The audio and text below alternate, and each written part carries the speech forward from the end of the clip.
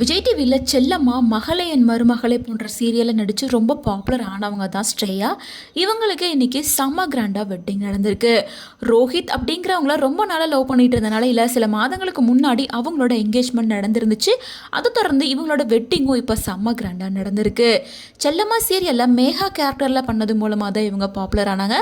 அப்போ சீரியல் ஆக்ட்ரஸான அன்ஷிதா கூட சேர்ந்து நடித்ததன் மூலமாக வேறு லெவலில் வைரலாக இருந்தாங்க. நெகட்டிவ் ரோலாக இருந்தாலும் இவங்களோட ஆக்டிங்க்கு தனி ரசிகர்கள் இருந்துட்டு தான் இருந்தாங்க. இந்த நிலையில் இவங்களோட வெட்டிங் இன்னைக்கு நடந்திருக்கு. ஸோ செல்லம்மா மகளே என் மருமகளே சீரியல் டீம்லேருந்து பலருமே கலந்துக்கிட்டு கப்பிள்ஸ் 2 பேருக்கும் வாழ்த்துக்கள் சொல்லியிருக்காங்க. ஸ்பெஷலாக இவங்க அன்ஷிதாவுக்கு ரொம்ப க்ளோஸ் ஃப்ரெண்டாக இருந்திருக்காங்க. அதனால தான் தன்னோட க்ளோஸ் ஃப்ரெண்டுக்கு தாலி கட்டுற நேரத்தில் ரொம்ப எமோஷ்னலாக அன்ஷிதா அழுதுருக்காங்க.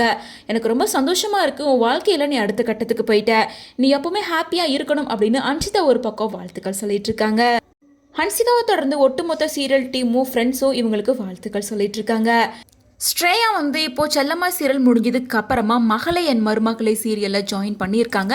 அது மட்டும் இல்லாமல் அடுத்தடுத்து இப்போ நிறைய புது சீரியலில் ஜாயின் பண்ணுறதா சொல்லியிருக்காங்க. இந்த நிலையில் மேரேஜ்க்கு அப்புறமா தொடர்ந்து சீரியலில் நடிப்பாங்களா அல்லது சீரியலை விட்டு விலகிடுவாங்களா அப்படின்ற மாதிரி டாக்ஸ் போயிட்டுருக்கு.